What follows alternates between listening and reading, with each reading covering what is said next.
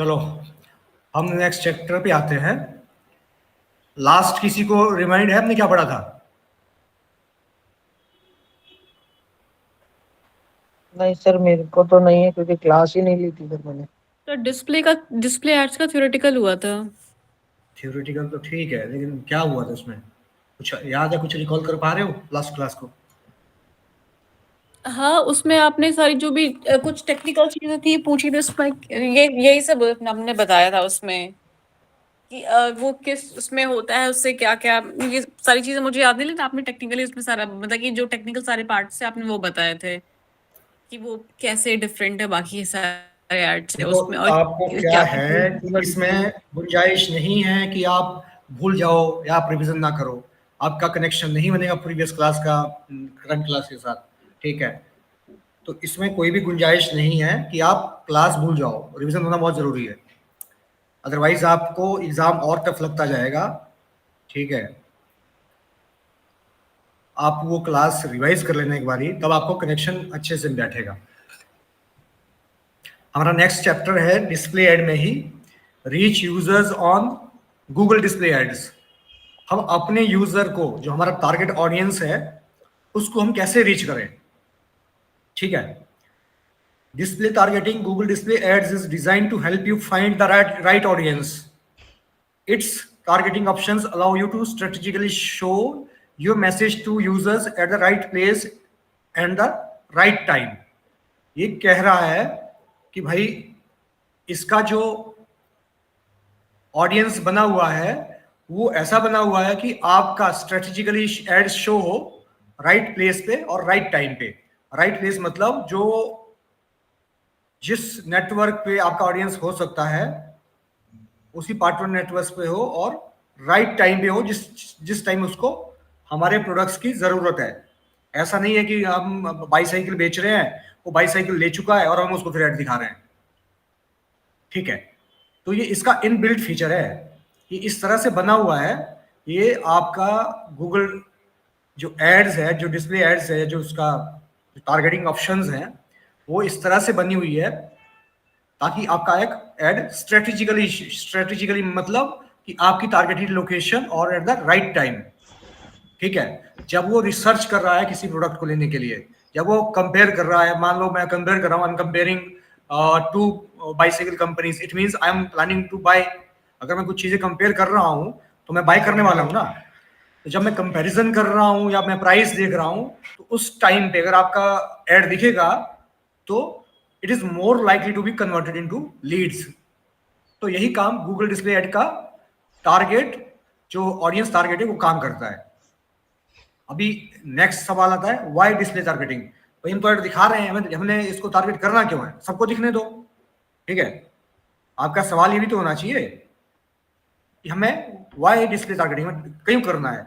You can use targeting to direct your campaigns ads to the people you want to reach most. अब भाई ऐसा है, Google पे तो मतलब आप कह लो कि it's a sea of users, बहुत सारे यूजर है। सबको आप अपना ऐड दिखाओगे तो आपको रिजल्ट मिलेगा, आपका कैंपेन का बजट भी खत्म हो जाएगा, कंज्यूम हो जाएगा। तो इसलिए आपको जो कैंपेन्स है वो टारगेट करना होता है बहुत स्मार्टली, ठीक है? उसमें आपको गूगल एआई जो है उसका वो हेल्प करता है। Simply choose the targeting options that align to your campaign goal. अब नीचे हम पढ़ेंगे कि जो डिस्प्ले कैंपेन्स के लिए कौन से गोल होने चाहिए हमारे बिजनेस गोल के हिसाब से, ठीक है? और जो हमारे लिए अच्छे से काम करेगा, so that our ads can come in front of right people in the right place at the right time, ठीक है?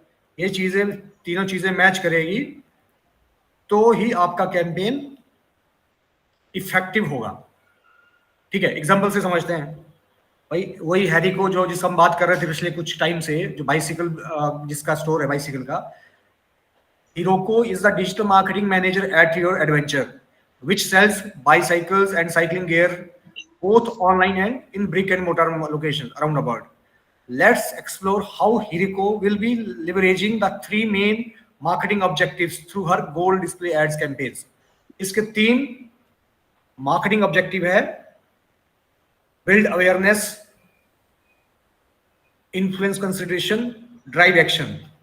अब ये आपका डिस्प्ले में सिर्फ 3 ही गोल जो है वो कैटर किए जाते हैं। या तो क्या नीड होगी कस्टमर की, या तो अवेयरनेस बिल्ड करना होगा उसको। अवेयरनेस बिल्ड करना समझ रहे हो ना? Yes sir. कि हम एक पर्टिकुलर लोकेशन पे बैठे हैं, इस लोकेशन में जो भी हमारे टारगेट ऑडियंस है उनको हमारा लोकेशन दिख जाए, हमारा कोई नया हमने कुछ लॉन्च किया है, कोई डिस्काउंट हम दे रहे हैं, वो उसको अवेयर हो जाए, और जब उसको उस चीज की जरूरत हो तो वो हमारे पास रीच आउट करे। एक होता है इन्फ्लुएंस कंसिडरेशन। भाई मैं I am in the stage of buying something, मैं फ्लैट देख रहा हूँ अपने लिए, तो मैं बहुत सारे फ्लैट का कंपैरिजन कर रहा हूँ कि किसका डिस्टेंस, स्कूल का डिस्टेंस कहाँ किसका कम है, किस लोकेलिटी का अच्छा है, कहाँ आसपास हॉस्पिटल्स है, ठीक है, और कनेक्टिविटी अच्छी है, मेट्रो स्टेशन कहाँ पर है। तो मैं वही कंसीडर कर रहा हूँ। अब इस कंसीडर को इन्फ्लुएंस करने के लिए भी आपके पास कैंपेन ऑब्जेक्टिव है, ठीक है। एक है ड्राइव एक्शन, कि आपको लाइक इन सर्च कैंपेन्स आप सीधा सीधा जो भी सर्च कर रहा है डिस्प्ले में भी, मान लो मैं गूगल पे सर्च करके आया flat, luxury flat in Noida, ठीक है। अब मैं गूगल की किसी पार्टनर साइट पे चला गया, ठीक है। तो हाँ, अगर आपने ड्राइव एक्शन वाला कैंपेन चलाया होगा तो आप कीवर्ड और इंटरेस्ट के हिसाब से आपका वहां ऐड दिख सकता है, ठीक है। आपका डिस्प्ले ऐड में कंटेंट ऐड भी दिख सकता है और इमेज ऐड भी दिख सकता है। तो उससे आपका वो हो गया ड्राइव एक्शन। ये 3 चीजें ही होती है आपके डिस्प्ले कैंपेन में। अब इन 3 चीजों को कैसे करते हैं, इसके ऑडियंस कैसे बनता है, अब वो हम वही समझ रहे हैं। आप अगर ये पूरा चीजें जो पिछला क्लास है और ये क्लास है समझ जाओगे ना, तो आपको गूगल का पूरा समझ आ जाएगा। फिर आप कोई भी कैंपेन बनाओ इसके बाद, क्योंकि सर्च थोड़ा सा डिफरेंट है और डिस्प्ले थोड़ा उससे थोड़ा सा डिफरेंट है, बाकी सब कैंपेन्स इंटरलिंक्ड है। अगर आपने सर्च और डिस्प्ले पूरा कर लिया तो आपका गूगल 90% गूगल एड्स कंप्लीट हो गया। ये सब यही है। अब बात करते हैं बिल्ड अवेयरनेस की। हमारा जो पहला ऑब्जेक्टिव है बिल्ड अवेयरनेस, इसके बारे में जानते हैं। When you want to reach a broad audience and maximize your brand exposure, we recommend selecting build awareness as your display campaign marketing objective। ये क्या कह रहा है भाई, जब आपका ब्रॉड ऑब्जेक्टिव है, आप चाहते हो कि बहुत सारे नए कस्टमर जो आपके हो सकते हैं फ्यूचर में बने, ठीक है, वो आपके कैंपेन को देखें, अवेयरनेस फैले आपके बारे में।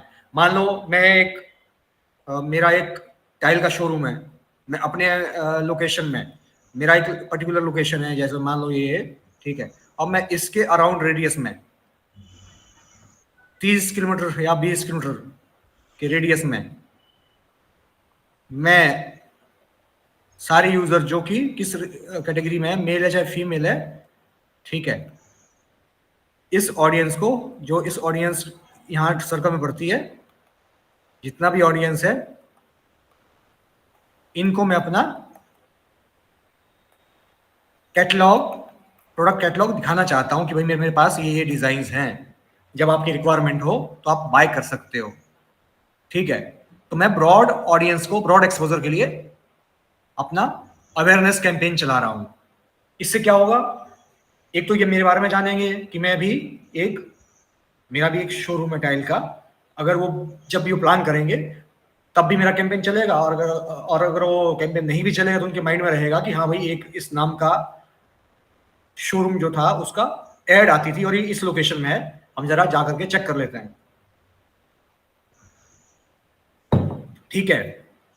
जो मेरी वेबसाइट है या जो मेरा गूगल माई बिजनेस का लोकेशन है उसमें मैं अपना ट्रैफिक लैंड करा सकता हूं, ठीक है।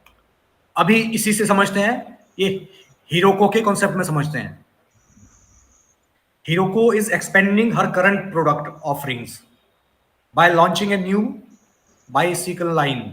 She wants to get this new bicycle line in front of as many users as possible. अब ये क्या कर रहा है, ये लड़की क्या कर रही है, नया प्रोडक्ट लॉन्च किया है, new range of bicycles launch करी है। अभी चाहती है कि जितना पॉसिबल हो नए यूजर को दिखे, रीच आउट करे, ठीक है। तो ये अब आपको जब भी आप कैंपेन प्लान करोगे तो आप बिजनेस ऑब्जेक्टिव के हिसाब से कि अगर नया प्रोडक्ट लॉन्च किया है, आपका ऑलरेडी कैंपेन चल रहे हैं और नया लॉन्च हुआ है, अवेयरनेस फैलाना है, तो आप क्या करोगे, अवेयरनेस वाला कैंपेन, जो ये बिल्ड अवेयरनेस वाला कैंपेन है, ये ऑब्जेक्टिव सेलेक्ट कर लोगे। ठीक है, क्योंकि इसी ऑब्जेक्टिव के हिसाब से आपकी ऑडियंस बनेगी, आपका कैंपेन का नेचर होगा। ठीक है, अगर आप चाहोगे कि आपने एक्शन वाला कैंपेन सेलेक्ट करा और अवेयरनेस बना रहे हो, तो नहीं होगा भाई। ठीक है, ऑब्जेक्टिव वही लेना है जो आपका बिजनेस का ऑब्जेक्टिव, उसको अलाइन करते हुए। अब अवेयरनेस में हम देखते हैं ये कैसे कर सकती है ये हीरो को। ठीक है, एक दो तरीके से कर सकती है, तीन तरीके से बल्कि, टारगेटिंग अपने ऑडियंस की। ठीक है, इसकी बात करें हम हीरो को की, ये कर सकती है डेमोग्राफी के हिसाब से। डेमोग्राफी क्या होता है? सर डेमोग्राफी लोगों की एज, लोकेशन, जेंडर, इसके बेसिस पे जो हाँ, होता है वो अगर हम चीज चाहते हैं कि भाई हमारा जो 25 साल से 45 साल का एज ग्रुप है, उसके लिए हमारा ये साइकिल है। ठीक है, अब एज ग्रुप के हिसाब से हम डिफाइन करना चाहते हैं, मैन है, वीमेन को दिखाना है। ठीक है, तो हम क्या करते हैं, हम डेमोग्राफी टारगेट करते हैं। ठीक है, अगर आपका जो ये अवेयरनेस कैंपेन है, या तो डेमोग्राफी के हिसाब से टारगेट कर सकती है, ये भी ऑप्शन है, या एफिनिटी ऑडियंस, ये उसमें ऐसे लिखा होगा हेडिंग, आप क्या कर रहे हो, डेमोग्राफी की टारगेटिंग कर रहे हो या एफिनिटी ऑडियंस कर रहे हो। अब एफिनिटी ऑडियंस क्या होता है, it is more like TV like audience. पसंद है, एफिनिटी मतलब मेरी जो इंटरेस्ट है, इंक्लिनेशन, मुझे क्या चीज पसंद है। ठीक है, आपकी लाइकिंग और डिसलाइकिंग के हिसाब से। अब अगर कोई साइकिल लाइकिंग ऑडियंस है, मान लो आप कोई चीज जो साइकिल में कुछ गियर ऐसा लगता है जो कि ओल्ड साइकिल्स के लिए हेल्पफुल है, तो आप क्या करोगे, एफिनिटी ऑडियंस बनाओगे कि जो ऑलरेडी इसमें इंटरेस्टेड है, साइकिल में जो चला रहे होंगे या बाइक करने वाला है, तो वो आपका जो नया गियर आया है उसके लिए, चाहे वो बॉटल टांगने वाला है या कुछ भी, या कोई नया लाइट लॉन्च किया आपने साइकिल के लिए, नाइट विजन के लिए, तो आप एफिनिटी ऑडियंस बना सकते हो। ठीक है, आपका कैंपेन का चूज करने का तरीका सही होगा, अलाइन होगा आपके बिजनेस गोल से, तो ही आपके कैंपेन अच्छे परफॉर्म करेंगे। अदरवाइज आप will make wastage of money. ठीक है, with affinity audiences you can reach TB like audiences based on a holistic picture of their lifestyles। holistic समझते हो? Holistic, complete, complete, overall. ठीक है भाई, आपका लाइफस्टाइल क्या है, ओवरऑल इंटरेस्ट क्या है आपके। ठीक है, आपका पैशन क्या है। चूज फ्रॉम ओवर 100 सेगमेंट्स, इसने सेगमेंट बना रखे हैं ऐसे, ट्रेवल फ्रीक है तो ट्रेवल एक सेगमेंट होगा। ठीक है, गूगल के अंदर सेगमेंट बने हुए ऑडियंस के, based upon your interest and passion, इसने खुद बना रखे हैं सेगमेंट। तो आप वो चूज कर सकते हो अपने कैंपेन के लिए कि कोई कौन ट्रेवल एंथुजियास्ट है, कौन आपका पार्टी फ्रीक है, उसका सबका उसने बना रखा है डेटा, कौन ई कॉमर्स फ्रीक है जो शॉपिंग करता रहता है। Google's best-in-class algorithm distinguishes these users that are truly passionate about a topic rather than those that are merely interested। ठीक है, इन सब टॉपिक्स में जिसने टॉपिक्स डिफाइन कर रखे हैं, जो इंटरेस्टेड है, ठीक है, पैशनेट है, उनको आपका ऐड दिखेगा। अगर कोई कैटेगरी इसमें जो बुक्स ही बाय करता है बहुत ज्यादा, तो बुक्स लवर कैटेगरी, आपका कोई न्यू बुक लॉन्च हुआ है, तो आप किस में जाओगे, एफिनिटी ऑडियंस को जाओगे, जो ऑलरेडी अच्छी खासी बुक्स पढ़ता है, उसी को आपका प्रमोट करोगे अपना नया बुक। ठीक है, तो ये अवेयरनेस डेमोग्राफिक टारगेटिंग से भी होता है, एफिनिटी ऑडियंस के भी होता है। और अगर आपका ऑडियंस एफिनिटी और डेमोग्राफी दोनों के बीच में पड़ता है, आपको कस्टम करना है, तो आपका कस्टम एफिनिटी ऑडियंस भी एक ऑप्शन होता है। If one of the 100 plus of the shelf affinity audiences does not meet your needs, ये जो ऊपर affinity इसके पास है 100 प्लस कैटेगरी का, अगर वो आपकी रिक्वायरमेंट को मीट नहीं करता है, create your own with custom affinity audiences, तो आप अपना ऑडियंस सेगमेंट बना सकते हो जिसमें कुछ एफिनिटी ऑडियंस डाल दिया, कुछ अपने अपना कस्टम कर दिया। This feature allows you to define and target custom-made audiences, giving you substantive reach against niche group of users. ठीक है, आपने ये अपना ऑडियंस बना लिया मिला करके एफिनिटी और अपने कीवर्ड टारगेट करके, जो आपका इंटरेस्ट कीवर्ड और कुछ हिस्से ले लिया तो आपका क्या बन गया, कस्टम एफिनिटी ऑडियंस बन गया। ठीक है, कि भाई आपका कुछ यूजर, मान लीजिए आपके 2 कैटेगरी इसमें फॉल करती है, ठीक है, कुछ सेक्शंस, 1-2 सेक्शन यहां से मैच करते हैं, तो आप क्या करोगे, ना एफिनिटी में जाओगे ना डेमोग्राफिक में जाओगे, तो आप कस्टम एफिनिटी ऑडियंस बिल्ड करोगे जो आपके बिजनेस के गोल को अलाइन करता हो, so that you ad can perform better और आपको एक वैल्यू फॉर मनी मिले कैंपेन्स में। अभी देखो, for example, Heroku wants to find people interested in outdoor activities such as bicycling rather than general health and fitness। अब भाई affinity audience तो बना हुआ है जनरल हेल्थ एंड फिटनेस का, जिसमें बाइसाइकिलिंग के भी कुछ लोग होंगे, कुछ बाकी चीजों के भी होंगे, रनर भी होंगे, कुछ और भी जो एक्टिविटीज कर रहे हैं, या आपका योगा के भी होंगे, क्योंकि फिटनेस में तो बहुत बहुत वाइड कैटेगरी हो गई। लेकिन आप चाहते हो कि जो आउटडोर एक्टिविटीज करते हैं बाइसाइकिलिंग की, उनको आपको दिखाना है कैंपेन। ठीक है, तो आप क्या करोगे, कस्टम एफिनिटी ऑडियंस बिल्ड करोगे। ठीक है, अब नॉलेज चेक करते हैं आपका। Which of the targeting options below will best help Heroku reach a specific set of users you are likely to be within a particular age range। अब as के लिए क्या करोगे भाई, सो पर्टिकुलर एज रेंज के demography होगी। हाँ, क्योंकि अगर आपको एज और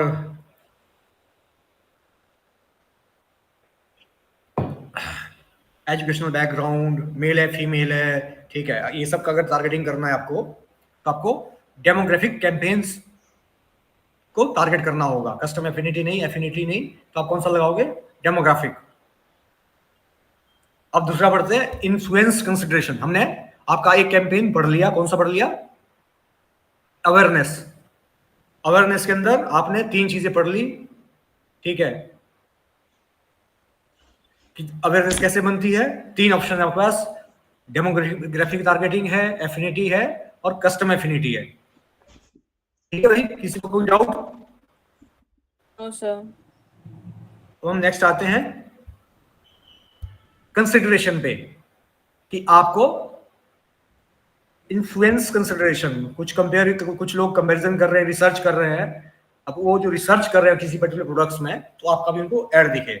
When you want to engage with users that are actively researching products or services, ठीक है, अगर आप ऐसे ऑडियंस को एंगेज करना चाह रहे हो जो एक्टिवली रिसर्च कर रहे हैं किसी पर्टिकुलर प्रोडक्ट्स के लिए, या आपके प्रोडक्ट्स के लिए, या आपकी सर्विसेज के लिए, we recommend selecting influence consideration as your display campaign marketing objective। ये क्या कहता है कि आपको इन्फ्लुएंस कंसिडरेशन वाला कैंपेन मार्केटिंग ऑब्जेक्टिव यूज करना चाहिए। अब आप इस मॉड्यूल में क्या सीखोगे, how to summarize Google display ad targeting options that will help you influence consideration. ठीक है, आप समझते हैं इन्फ्लुएंस कंसिडरेशन को इसी Heroku के स्टोरी से, ताकि आपको एक डीप अंडरस्टैंडिंग हो जाए कि एक पर्टिकुलर ऑर्गेनाइजेशन डिफरेंट कैंपेन्स कैसे यूज कर सकता है और किस चीज के लिए यूज कर सकता है। Heroku has sufficiently made users aware of her new bicycle line। ठीक है, उस पास अवेयरनेस अच्छी खासी हो गई है, अवेयरनेस कैंपेन इसने 5-6 महीने चला लिया। ठीक है, she now wants to engage with users that have the intention of purchasing bicycles and are actively researching। अब वो चाहती है कि भाई हो गया मेरा बहुत सारा अवेयरनेस, अब अवेयरनेस से ही काम नहीं चलेगा, अब मैं इन अवेयर यूजर को कन्वर्ट करना चाहती है परचेज करने के लिए बाइसाइकिल, जो कि बहुत सारे एक्टिव जो ये रिसर्चर्स है। ठीक है, अब ये कैसे करेगी, अभी इस पे आओ, इन मार्केट ऑडियंस। ठीक है, इन्फ्लुएंस कंसिडर करने का क्या तरीका होता है, एक होता है इन मार्केट ऑडियंस, एक होता है कस्टम इंटेंट ऑडियंस। अब ये एक होता है सिमिलर ऑडियंस, ठीक है। अब ये तीनों ऑडियंस में कैसे ये काम करते हैं इसको समझते हैं। इन मार्केट ऑडियंसेस क्या होता है, reach potential customers while they are actively browsing, मतलब इन मार्केट मतलब अभी लाइव मार्केट में अभी सर्च कर रहे हैं ये लोग, ठीक है।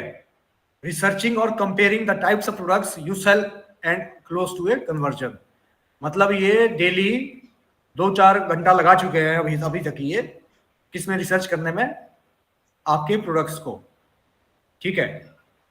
अगर आपको वो ऑडियंस चाहिए तो आप कौन सा ऑडियंस पे जाओ, क्लिक करोगे, इन market audience, connect with those most interested in what you have to offer using precise segment that classify users based on their demonstrated market behavior and purchase intent.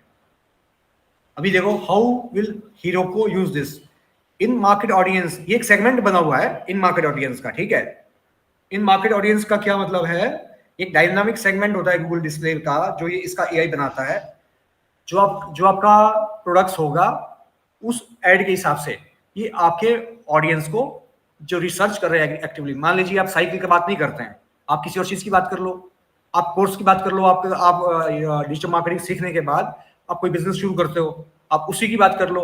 अब जो उस बिजनेस को display network में जो research कर रहे हैं, Google पे नहीं, गूगल पे तो चलो आप अगर आप बजट लगा भी लोगे तो 10 वहां पे 10 ऑर्गेनिक रिजल्ट्स होते हैं और 3 ऊपर 3 नीचे 6 आपके एडवर्ड के होते हैं, तो करीब 16 पहले पेज पे रैंक आता है, जिसमें कि गूगल माय बिजनेस अलग है, तो आपको कितना वो बना चांसेस क्लिक होना का, ठीक है।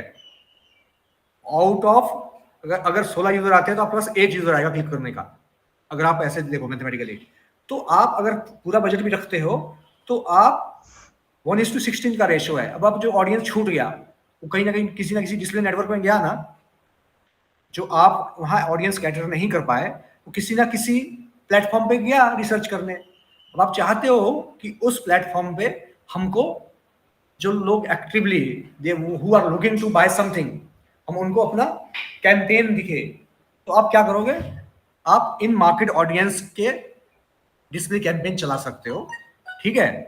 In market audience are a powerful way to drive consideration among people who are actively researching and intending to buy new products और सर्विस, जो कि अभी इंटेंशन दिखा रहे हैं न्यू प्रोडक्ट का बाय करने का, ठीक है। तो आप उन यूजर को डिस्प्ले से इन्फ्लुएंस कंसिडरेशन का आप ऑब्जेक्टिव सेट करके इन मार्केट ऑडियंस यूज कर सकते हो। कौन सा ऑडियंस यूज कर सकते हो, इन मार्केट ऑडियंस। आ रहा है समझ, या मैं बहुत तेज आ रहा हूँ क्या, मैं इसको स्लो तो अगर आपने ये समझ लिया तो आपका जो पिछले डाउट है गूगल सर्च के वो भी कंफ्यूजन दूर हो जाएगी, और आपके आगे जो भी आप पढ़ोगे आप खुद से समझ सकते हो जो भी नया चीज आएगा, क्योंकि अब हम बढ़ा के निकल गए हैं तो हर रोज गूगल कुछ ना कुछ इंप्रूव कर रहा होता है। जब आप काम करने निकलोगे तो कुछ ना कुछ 2-4 चीजें नई होगी, कुछ नया ऑडियंस बना होगा, तो आप समझ जाओगे उस चीजों को, क्योंकि बेस हमेशा सेम रहता है, ठीक है। ये अपग्रेड क्यों करता है, यहाँ जो उसको कमियां दिखती है जब ये कैंपेन चलते हैं इनके ऊपर, और फिर जो कमियां सामने आती है रिजल्ट्स देखने के बाद, फिर वो इंप्रूव करता है। ऐसे कोई इंप्रूव अगर इसमें कमियां नहीं होगी तो ये इंप्रूव नहीं करेगा, तो ये बेटर एक्सपीरियंस देने के लिए यूजर को इंप्रूव करता है। और मेरा भी ये मोटिव है कि आपको स्टिक एट कैरेट अप्रोच, मैं आपको दिखाऊं मूली तो आप खाओ ऐसा नहीं, मैं आपको इंडिपेंडेंट बनाऊं, आपको एक वाइड आपका एक कॉन्सेप्ट हो, एक आपकी अंडरस्टैंडिंग हो कि भाई कैंपेन्स कैसे काम करता है, ताकि कोई नई चीज आए तो आपको समझने में दिक्कत ना हो, ठीक है। यही एक रीजन है कि हम इसमें ज्यादा डीप लेके चल रहे हैं इसको, वरना इसको भी हम एक दिन में निपटा सकते हैं कि कैंपेन खोला वहां से डिस्प्ले का, क्लिक किया नेक्स्ट, ठीक है, वहां पे कोई एक गोल ऑब्जेक्टिव सिलेक्ट किया और कोई 3 में से कोई एक कंसिडरेशन सिलेक्ट किया और आगे कैंपेन बन गया। क्योंकि इसमें कैंपेन बनाने में कोई दिक्कत नहीं है, ये सब डायनामिक बनता है। आप अपना यूआरएल डालोगे पेज का, आपका वो ग्राफिक्स खुद उठा लेगा, कंटेंट खुद उठा लेगा, आप ऑडियंस सेलेक्ट करो, वहां एड चलना का शुरू हो जाएगा, बात खत्म। लेकिन कौन सा एड कहाँ चलना है वो समझना बहुत जरूरी है, वो चीज इंपॉर्टेंट है इसके अंदर। इसलिए इसमें हम ज्यादा टेक्निकल जो आपका टर्म्स एंड टर्मिनोलॉजी है उसका क्या मतलब है, इन मार्केट ऑडियंस का क्या मतलब है, आपको पता होना चाहिए और आपको ये याद होना चाहिए, ठीक है।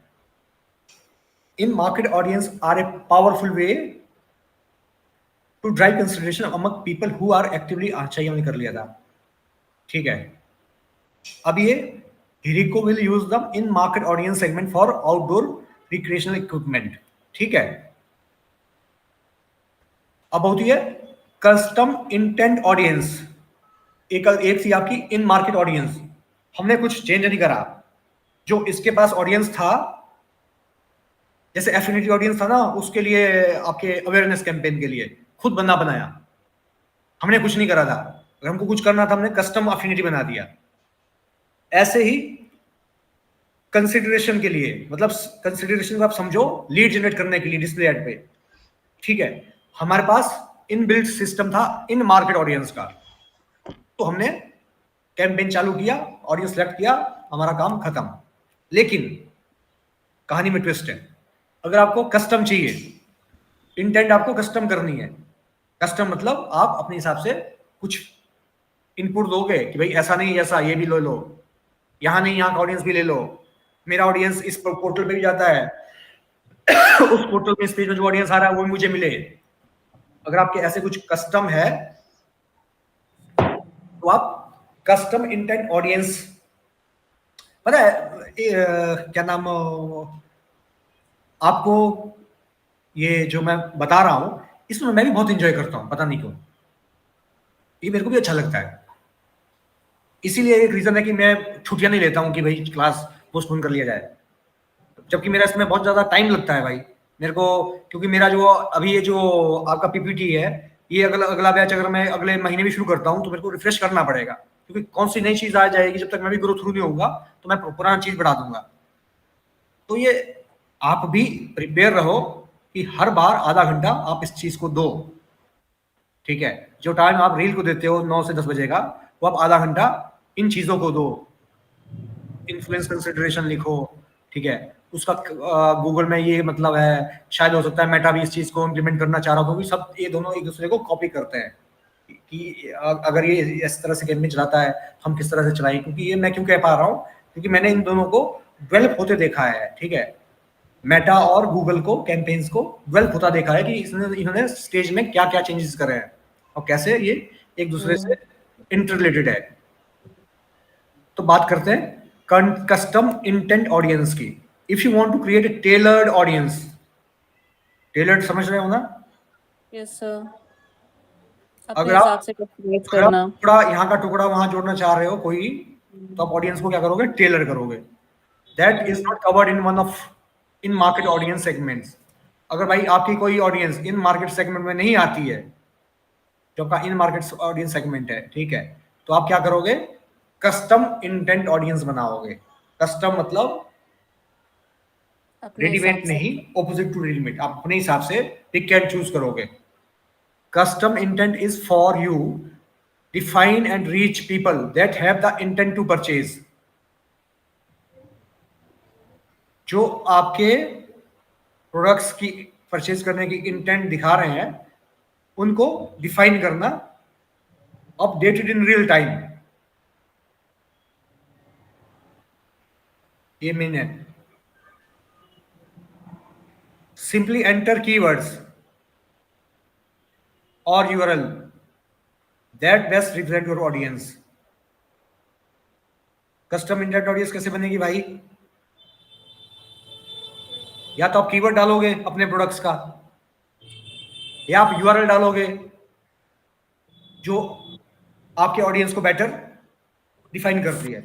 उससे क्या होगा, उस कीवर्ड को मैच करता हुआ जो भी ऑडियंस आपका रियल टाइम में, रियल टाइम का मतलब क्या है, अभी हो सकता है मैं रिसर्च 1 महीने पहले कर रहा था, अगर मैं कस्टम नहीं बनाऊं, ठीक है, अगर मैं इन मार्केट ऑडियंस के हिसाब से 1 महीने पहले मैं रिसर्च कर रहा हूं, तो इस पास अभी डेटा है मेरा 1 महीने का और मैं बाय कर चुका हूं, तभी मेरे को दिखाता रहेगा ये। लेकिन यहाँ कस्टम इंटेंट में क्या है, रियल टाइम बन रहा है, क्योंकि आपने कीवर्ड्स भी डाल दिया उसका, ठीक है, और आपने यहाँ यूआरएल डाल दिया जिस चीज को आपको प्रमोट करना है। तो अब क्या होगा, अब वो उस कंटेंट के हिसाब से, जब आपने कंटेंट सबमिट किया है गूगल को, उस कंटेंट के हिसाब से रियल टाइम में जो आपके प्रोडक्ट्स में इंटरेस्ट दिखा रहा होगा, उनको आपका ऐड दिखेगा। कोई डाउट? No sir. अभी अभी फिर से हीरोको को ले लेते हैं, कैसे यूज करेगा। Hiroko wants to find a specific niche set of customers interested in purchasing children's bicycle. She can do this by creating custom audience segment using keywords, URLs and apps and inputs. ठीक है, अब इसको बच्चों के लिए bicycle बेचने हैं। अब वो क्या कर सकता है भाई, इसको किस ऐप के अंदर दिखाना है उस ऐप का यूआरएल टाइप कर सकता है, कीवर्ड डाल सकता है अपने, ठीक है, यूआरएल दिखा सकता है जिस यूआरएल पे अपना ऐप दिखाना है। तो इसने कस्टम कर दिया कैंपेन को, ठीक है। अब अगर आप चाहोगे कि भाई मैंने इन मार्केट ऑडियंस में जाओगे और उसमें कस्टम करोगे तो वहां फायदा नहीं है, तो आपको क्या चूज करना पड़ेगा, कस्टम इंटेंट ऑडियंसेस, वहां आप कस्टम कर पाओगे। अगर आपने ये ले लिया तो ये रेडीमेड ऑडियंस है, मार्केटिंग ऑडियंस, ये आपका कस्टम किया ऑडियंस है अपने कैंपेन के हिसाब से। तो जो आपको सूट करता है आपके कैंपेन के हिसाब से वो आप चूज कर लोगे। ठीक है, यहां तक सब साथ हो? Yes sir. किसी को कोई डाउट बताना, बीच बीच में रुकना, क्योंकि ये क्लास दोबारा कभी होगी नहीं आपके साथ, ठीक है। इसलिए आपको कोई डाउट हो तो साथ ही साथ दूर कर लो, और आप अपने आप को इतने कैपेबल बना लो कि अब आपको कोई ना भी पढ़ाए तो भी आप पढ़ सको, क्योंकि ये ऐसी फील्ड है जिसमें आपको अपडेटेड रहना पड़ेगा। अगर आप इसमें जॉब करते हो या अगर आप अपना बिजनेस भी करते हो तो ये बहुत अच्छी ऑप्शन है कि आप अपने डिजिटल मार्केटिंग कंसल्टेंट से आप अपना सवाल जवाब पूछ सकते हो, ये क्यों ये चीज नहीं चला रहे हो, खुद भी कर सकते हो कैंपेन। कौन सा बहुत ज्यादा टाइम लगना है भाई, और अच्छा सक्सेसफुल वही बन रहा है आजकल एंटरप्रेन्योर जो कि टूल्स, मार्केटिंग टूल्स को या टेक्निक्स को यूज कर रहा है खुद। ठीक है, इन्फ्लुएंस कंसिडरेशन में तीसरा क्या ऑडियंस है आपका, सिमिलर ऑडियंसेस। ठीक है, सिमिलर ऑडियंसेस क्या होती है कि भाई मेरे वेबसाइट में 500 लोग आ गए, इधर गया, 500 लोग आ गए आपके वेबसाइट में, ठीक है। ये आपको डेटा किसने दिया, गूगल एनालिटिक्स ने, ठीक है। और आपके 1000 के समथिंग आपके पास एक्सेल है, डेटा एक्सेल में है, जिसने आपसे बाय कर लिया, जो आपके ऑलरेडी कस्टमर बन गए हैं। अब मैं क्या चाहता हूं कि भाई जो मेरे पास एक्सेल है और जो मेरे वेबसाइट के यूजर है 500, इसके जैसे ऑडियंस मेरे को मिले। सर ये फेसबुक के लुक अलाइक ऑडियंस है ना, फेसबुक में इसके लिए शायद लुक अलाइक वर्ड यूज होता है ना, ये वही कैटेगरी है ना। हाँ, सिमिलर टू दैट। अब इसमें क्या होगा, एनालिटिक्स से आपने एडवर्ड को लिंक कराई हुआ है, अगर नहीं करा तो करना पड़ेगा, ठीक है। लिस्ट वहां से, रीमार्केटिंग लिस्ट वहां से बन जाएगी, ठीक है। इसको क्या कहते हैं, रीमार्केटिंग लिस्ट, कि हम अपने ऑडियंस को फिर से रीमार्केट कर रहे हैं। और हमारा वेबसाइट ऑडियंस ऑलरेडी है, 500 लोग ऑलरेडी आए थे हमारे पास, ठीक है, और 1000 हमारे पास एक्सेल में डेटा है, वो हमने वो अपलोड कर दिया ऑडियंस में जाकर के। अब मैं चाहता हूं कि भाई सिमिलर टू दैट, क्योंकि ये तो ऑडियंस बहुत छोटा है भाई, 1500 लोग ही तो है मेरे पास, इससे मेरा काम चलेगा नहीं। अब मैं चाहता हूं सिमिलर टू दैट। अब ये गूगल का एआई काम करेगा कि वेबसाइट में जो 500 लोग आए हैं वो डेमोग्राफी के हिसाब से उनको स्टडी करेगा, एफिनिटी के हिसाब से स्टडी करेगा, ठीक है, और पेरेंटल स्टेटस के हिसाब से भी स्टडी करेगा, सेगमेंट बना देगा। तो जो और ऑडियंस इसको मैच करती हुई और बनती जाएगी ब्रॉड,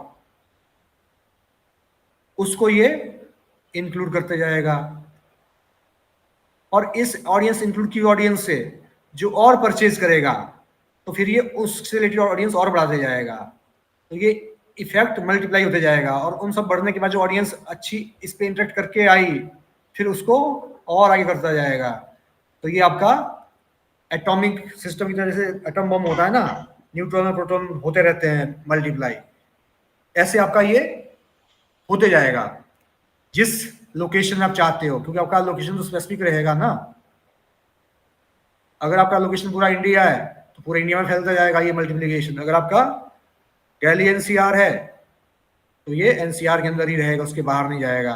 उसके बाद फिर ये काम करना बंद कर देगा लोकेशन के बाहर, फिर से इधर ही काम करेगा इसी एनसीआर लोकेशन में। है ना अच्छी चीज? भाई आपको तो लग रहा होगा ये तो बहुत बढ़िया यार, मेरे से फेल हो नहीं सकता, अब ऐसे सारे टूल बने हुए हैं। तो अब ये क्या कह रहा है कि भाई आपके पास जो ओरिजिनल रीमार्केटिंग लिस्ट है, ओरिजिनल कौन सी है जो मैंने भी आपको बताई, या तो आपका एक्सेल होगा डेटे में, या आपका किसी टूल में होगा ट्रैकिंग जहां आप कर रहे हो, या तो आपके पास सीआरएम होगा जिसमें आपका डेटा है ऑलरेडी, या तो वो रीमार्केटिंग लिस्ट है, या आपका जो ट्रैफिक वेबसाइट पे आ रहा है वो है। ठीक है, it finds user that are similar to in profile. अब ये जो इस ऑडियंस के साथ जो सिमिलर है, जिसका प्रोफाइल सिमिलर है, based on their recent browsing and interest around different topics, ठीक है, उनको ये अपना लिस्ट में ऐड करता जाएगा, तो आपका उनको ऐड दिखता जाएगा। ठीक है, Hiroko will use a similar to cart audience. अगर आपका ई कॉमर्स है, ठीक है, बहुत सारे क्या होता है, अगर आपने कभी भी सुना हो, अगर आप कभी काम करोगे ई कॉमर्स कस्टमर के साथ, तो उसमें एक मेजर इश्यू रहता है कि बहुत लोग शॉपिंग कार्ट में प्रोडक्ट चल के रख के आ जाते हैं, फिर लास्ट में बाय नहीं करते हैं। तो उनको क्या बोलते हैं? एबेंडोनर्स। एबेंडन कर दिया उन्होंने, लिया नहीं है। ठीक है, शॉपिंग कार्ट से ही हट गए, बाय नहीं करा। शॉपिंग कार्ट समझते हो ना? Yes sir. आप अमेज़न पे गए, आपने अपने 10 टॉप शूज चूज करे, 2 जीन्स चूज करे, और आपने अपना शॉपिंग कार्ट में आ गए और पेमेंट करने से पहले वहां से भाग गए। या तो आप फ्यूचर में कभी जब उसका डिस्काउंट आएगा तो लोगे, या आप लोगे ही नहीं। तो अब वो अमेज़न क्या चाहता है कि जो लोग अबेंडन हुए आपके कार्ट से और सिमिलर टू दोज ऑडियंस, उनको आपका ऑटोमेटिकली लिस्ट बन जाएगा कार्ट एबेंडन का, क्योंकि वो तो डेटा है ना इसके पास भाई, कार्ट से कौन से लोग गए। जैसे गूगल एनालिटिक्स के पास टोटल डेटा है, वैसे ही गूगल एनालिटिक्स के पास कार्ट अबेंडनर्स कितने हैं वो भी डेटा है, और कितनों ने शॉपिंग करा है वो भी डेटा है। तो जो ये ऑडियंस है, ये आपकी ऑडियंस बन जाएगी। और सिमिलर टू दिस का मतलब क्या है कि इस तरह की ऑडियंस जिन्होंने दूसरे प्लेटफॉर्म पे भी कार्ट अबेंडन किया होगा, नहीं शॉपिंग करा होगा, उनको भी दिख जाए। ठीक है, समझ आ गई?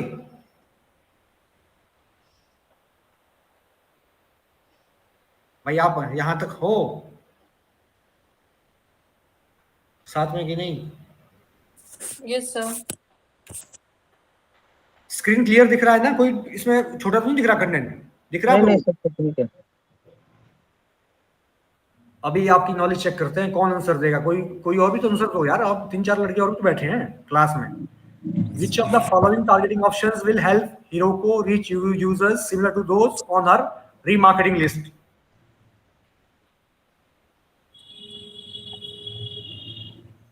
भाई ये कह रहा है कि कौन सा टारगेटिंग ऑप्शंस हीरोको को करना चाहिए, किसके लिए? To reach users similar to those on her remarketing list. जो उसकी रीमार्केटिंग लिस्ट में है, उसके सिमिलर ऑडियंस को रीच करने के लिए कौन सा करना चाहिए? इन मार्केट करना चाहिए, कस्टम करना चाहिए, या सिमिलर ऑडियंसेस करना चाहिए? सिमिलर ऑडियंस होगा सर। हाँ बिल्कुल सिमिलर ऑडियंस होगा, सवाल से नहीं जवाब दिया हुआ है।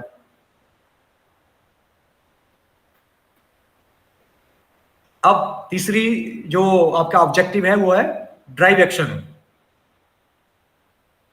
एक बार फिर पीछे आ जाते हैं, अभी अब तक आपने क्या पढ़ा है, ताकि आप भूलो ना, क्योंकि आप पिछला क्लास भी भूल गए हो तो कोई फायदा नहीं क्लास करने का, कि आप भूलते जाओ। हमने शुरू करा था किससे? बिल्ड अवेयरनेस कैंपेन से। ठीक है, बिल्ड अवेयरनेस कैंपेन में बस 3 ऑप्शन थे।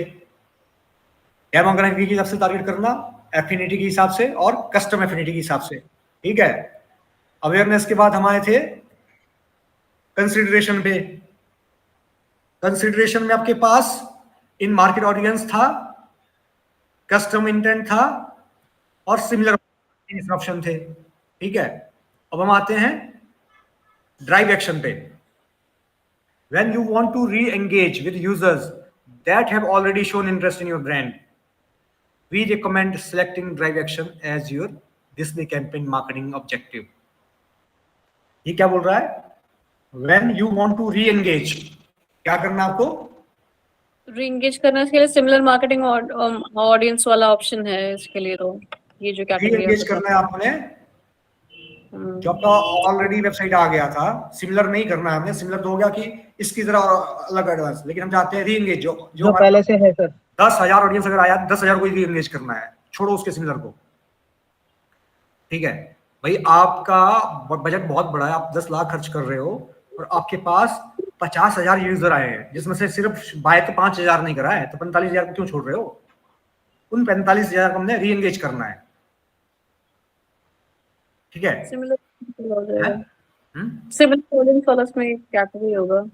पागल, सिमिलर ऑडियंस वाली कैटेगरी हो जाएगी ना, हम उनको रीएंगेज करना है तो। सिमिलर ऑडियंस इसलिए नहीं होगा। सिमिलर ऑडियंस का मतलब क्या है?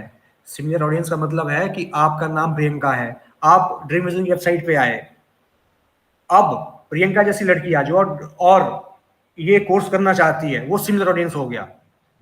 उससे मिलता जुलता री-एंगेज की, मैं प्रियंका जैसी है, मेरे पास 100 लड़की आई है, लेकिन इनको मैं फिर से अपना ऐड दिखाना चाहता हूँ, इन्हीं से एंगेज करना चाहता हूँ, री-एंगेज करना चाहता हूँ। डिफरेंस समझ में आया? नहीं, मैं समझी नहीं, फिर से एक बार बता दीजिए। सिमिलर ऑडियंस हो तो होता है कि आपने अमेज़न पे गए, ठीक है, और आप अपने लिए कुछ गारमेंट्स देख लेते जो अपने बाय नहीं करे, आप शॉपिंग कार्ट से बाहर निकल गए। अब सिमिलर ऑडियंस क्या होता है कि मैं आपकी जैसी और ऑडियंस जो कहीं ना कहीं किसी ना किसी प्लेटफॉर्म से अबेंडन हुई है, अमेज़न को छोड़ करके फ्लिपकार्ट से, मीशो से, दिखना फलाना कोई भी है, उनको भी सिमिलर टू यू जो आपकी जैसी ऑडियंस बिहेव कर रही है इंटरनेट पे, वो सिमिलर ऑडियंस है। लेकिन अगर मैं री-एंगेज कर रहा हूं तो री-एंगेज में तो ये री-एंगेज नहीं हुआ ना, सिमिलर ऑडियंस तो नई ऑडियंस हुई ना भाई। ओके, तो वो री-एंगेज नहीं हुआ। वो सिमिलर ऑडियंस का मतलब है कि हमने आपके जैसी ऑडियंस जो आप हमारे पास आए थे, हम आपसे एंगेज नहीं कर रहे हैं, आपके जैसी ऑडियंस से एंगेज कर रहे हैं। मैं समझ गई, किसी दूसरे प्लेटफॉर्म से ले रहे हैं वो। कहीं इंटरनेट, हम इंटरनेट की बात कर रहे हैं, हम सिर्फ जब भी हम मार्केटिंग की बात करते हैं ना, तो मार्केटिंग का मतलब ये नहीं है कि आप किसी एक प्लेटफॉर्म की बात करते हो, आप पूरा इंटरनेट की बात करते हो, क्योंकि गूगल का कैंपेन सारे लोग यही चला रहे हैं और सबका डेटा गूगल के पास है। सारा ऑडियंस ऐसा नहीं है कि वो सिर्फ अमेज़न के ऑडियंस को ट्रैक कर रहा है, वो जो भी आप एक्शन कर रहे हो इंटरनेट के ऊपर, किसी भी प्लेटफॉर्म से आपसे ले रहे हो, तो आपको ट्रैक तो आप हो ही रहे हो ना जी, इररिस्पेक्टिव ऑफ कि आप कौन से प्लेटफॉर्म पे हो। अगर आप री-एंगेज करना चाह रहे हो, ठीक है, मान लो कि फेस्टिव सेल चलाया था अभी सभी बड़े बड़े प्लेटफॉर्म ने, ठीक है, बहुत ऑडियंस आया था, लेकिन सबने बाय नहीं करा। अब उन्हीं ऑडियंस को दोबारा न्यू ईयर आ रहा है, मैं उन्हीं को कुछ कूपन कोड, कुछ कोड निकालना चाहता हूँ, कुछ डिस्काउंट दिखाना चाहता हूँ, स्पेशल डिस्काउंट आपके लिए 20%, 30%, ऐसा कुछ निकालना चाहता हूँ। तो मैं क्या करूंगा, मैं री-एंगेज करूंगा कि भाई ये ऑलरेडी मैंने इनके लिए हजारों रुपए खर्च किए हैं मेरे प्लेटफॉर्म पे आने के लिए, अब मैं वेस्ट नहीं करूंगा अपने पैसे, इनको ऐसे नहीं जाने दूंगा। अब ये दोबारा, अब अगर मैं अपना कोर्स 30,000 में बेच रहा हूँ और आपके जैसी 1000 लड़कियां आई है और लेने वाली सिर्फ 10 ही थी, तो 990 लड़कियां तो नहीं आई ना मेरे पास। उन 990 लड़कियों को अगर मैं सेम प्राइस दूंगा तो नहीं आएगी। अब मैं चाहता हूँ 990 लड़कियों के लिए कुछ डिस्काउंट बनाऊं, 10% का, 20% का, या रेफरल डिस्काउंट, स्पेशल कैंपेन बनाऊं, उन्हीं को दिखे। ये हुआ री-एंगेज। ठीक है, समझ में आ गया। तो उसके लिए आप जो आपको किसी को स्पेशल डिस्काउंट आते हैं ना, किसी को स्पेशल डिस्काउंट दिखते हैं किसी को, वो इसीलिए दिखते हैं कि वो कई बार दिखता है, कर रहे हैं आप, कई बार दिखते हैं। हाँ, तो वो जो आपको डिस्काउंट दिखते हैं वो ड्राइव एक्शन वाले कैंपेन है, वो उससे आप री-एंगेज करते हो। अगर आपको भी कोई कस्टमर कहे कि भाई जो मेरे पास ऑडियंस है मेरे को स्पेशल डिस्काउंट देना है जी उन ऑडियंस को, तो आपको समझ आओगे कि आपको ड्राइव एक्शन वाला कैंपेन बनाना है। ठीक है, अभी ठीक है समझते हीरोको के ही स्टोरी से। Hiroko has seen her website traffic significantly increase since launching her display campaign. अब इसने क्या देखा है कि भाई ट्रैफिक में सिग्निफिकेंटली इंक्रीज हुआ है जब से डिस्प्ले का अवेयरनेस कैंपेन चलाया इसने। Unfortunately not all of those users have made a purchase. अब क्या है कि उन सभी यूजर्स ने परचेज नहीं किया है। She now wants to re-engage with those users so they make a purchase. उन्हीं यूजर को री-एंगेज करना है जो ऑलरेडी वेबसाइट पे आए थे, सिमिलर टू दोज नहीं करना है, ताकि एंगेज हो जाए परचेज करने के लिए, ताकि वो परचेज कर ले उसका प्रोडक्ट। तो इसके लिए क्या बनता है, रीमार्केटिंग। उसको क्या कहते हैं, राइट एक्शन के अंदर कौन सा कैंपेन बनाओगे, रीमार्केटिंग का। अब रीमार्केटिंग क्या होता है, remarketing lets you show ads to people who demonstrated their interest in what you offer with their visit. अब इसमें विजिट जरूरी है। क्या जरूरी है,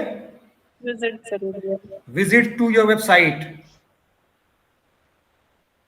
अगर उसने आपकी वेबसाइट पे विजिट नहीं करा है तो उसके लिए आप रीमार्केटिंग या री एंगेज का कैंपेन, री एंगेज रीमार्केटिंग का कैंपेन नहीं बना सकते हो। भाई अंडरस्टूड है, अगर आदमी हमारे पास आया ही नहीं, एक बार भी एंगेज हुआ ही नहीं, तो री एंगेज कहां से होगा। पहले एक बार तो एंगेज होगा। एक बार एंगेज होने का मतलब क्या है कि उसको हमारी वेबसाइट को विजिट करना ही करना पड़ेगा। तो विजिटर्स, इसको क्या दूसरी भाषा में क्या कहते हैं कि हम अपनी वेबसाइट विजिटर्स को फिर से अप्रोच करना चाह रहे हैं। भाई 3 महीने पहले जो विजिट हुआ था, 6 महीने पहले हुआ था, या जो करंटली विजिट हुआ, वो आप अपना ऑडियंस बना सकते हो। आप चाहते हो कि 3 महीने पहले वाले को अलग डिस्काउंट दिखे, 1 महीने पहले वाले को अलग दिखे, 6 महीने वाले को अलग दिखे, वो भी पॉसिबल है। वो सब क्या है, रीमार्केटिंग कैंपेन्स या री एंगेजमेंट कैंपेन्स। ठीक है, यहां तक ओके? Yes sir.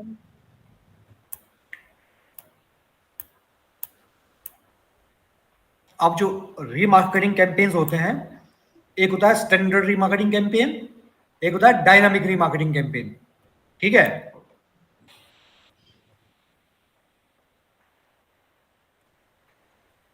अभी स्टैंडर्ड क्या होता है, show ads to your past visitors as they browse network websites and use network apps.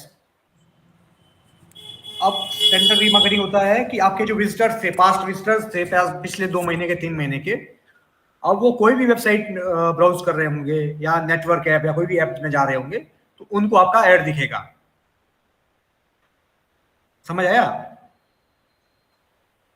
Priyanka Amazon पे गई, वहां पे कुछ परचेज करने का कोशिश करा, लेकिन कार्ट से लौट करके छोड़ दिया। अब ये कुछ पढ़ने जा रही है यूट्यूब में, वहां भी उसको कैंपेन दिख रहा उन्हीं का। अब ये कहीं जॉब वाले पोर्टल पे भी जा रही है जॉब सर्च करने के लिए, वहां भी कैंपेन दिख रहा, भाई ऐड दिख रहा है उसका। ठीक है, कोई कहीं नया अपना अकाउंट बना रही है, साइन अप कर रही है, वहां भी दिख रहा है, सब जगह फॉलो किया जा रहा है। तो वो क्या हुआ, standard remarketing. Communicate with people who have previously visited key pages on your website across screens, giving you a powerful new way to match the right user with the right message. ठीक है, ये हो गया standard remarketing. समझ आ गया? अब आते हैं डायनामिक रीमार्केटिंग। डायनामिक मतलब, डायनामिक समझते हो भाई? ये तो बड़ा डायनामिक इन्वायरमेंट है। डायनामिक मतलब जो कांस्टेंट नहीं रहता है, चेंज होता रहता है। अब ये कहता कैसा मार्केटिंग कैंपेन है, डायनामिक है, मतलब फिक्स नहीं है। Work to boost your results with dynamic remarketing which takes remarketing to the next level with ads that include products और service that people viewed on your website. मतलब क्या है, standard में क्या हो गया, आपने कैंपेन बनाया कि भाई मेरा ये प्रोडक्ट दिखता जाए इसको सब जगह। आपने कोई प्रोडक्ट, या मैं मान लो मैंने ही आप लोगों के लिए स्टैंडर्ड मार्केटिंग बनाया कि भाई मेरा गूगल ऐड का मैं ये कैंपेन इनको दूंगा 2000 रुपए में, ठीक है। अब वो आपके लिए फिक्स बन गया, कैंपेन स्टैंडर्ड बन गया। डायनेमिक क्या होता है? सर एक बार स्टैंडर्ड रीमार्क, सॉरी मेरा नेट हो गया था, आप स्टैंडर्ड रीमार्केटिंग अब फिर से मुझे बता देंगे? हाँ, स्टैंडर्ड रीमार्केटिंग क्या होता है कि जो आपके पास्ट विजिटर्स है, ठीक है, अब वो किसी भी नेटवर्क वेबसाइट में या ऐप में ब्राउज करें, कहीं भी फॉलो करें, कुछ भी रिसर्च करें, उसके बाद उनको आपका वो जो मैसेज है, जो आपने मार्केटिंग मैसेज जो बनाया है, वो उनको दिखता जाए अक्रॉस स्क्रीन। मान लो स्टैंडर्ड मार्केटिंग समझ लो कि मैंने आप लोगों को फॉलो करने के लिए एक डिस्काउंट निकाला।